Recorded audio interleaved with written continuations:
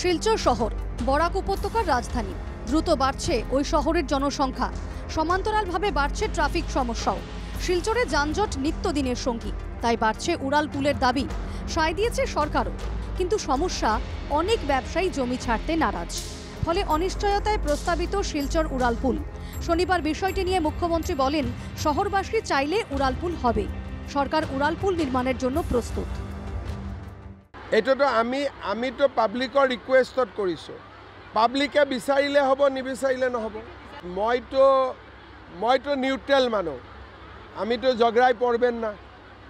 পাব্লিকে decision আমাকে দিবেন, তখন আমি কাজটা শুরু করবে। আমি রেডি হয়ে আছে, কন্ট্রাক্টর রেডি, টাকা রেডি। আপনাদের বললে কাল থেকে শুরু করেন, আমি কাল থেকে শুরু করতে পারবো, কিন্তু আমি কারোর সঙ্গে ঝগড়া করবেন না। শুনলেন তো, এই ছিল মুখ্যমন্ত্রীর ভাষ্য।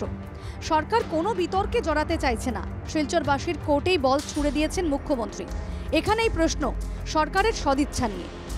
সরকার চাইলে কি না সম্ভব। গুয়াহাটিতে হাজারো বিতর্ক, প্রতিবাদ সত্ত্বেও নুনমাটি দিঘিলিপুকুরের মধ্যে বিশাল উড়ালপুল হচ্ছে। কিন্তু শিলচরের ক্ষেত্রে কেন সরকার দায়িত্ব নিতে চাইছে না? সরকারের এই মনোভাবেই বাড়ছে সন্দেহ। শিলচর থেকে আহাদুল আহমেদের রিপোর্ট, NKTV বাংলা।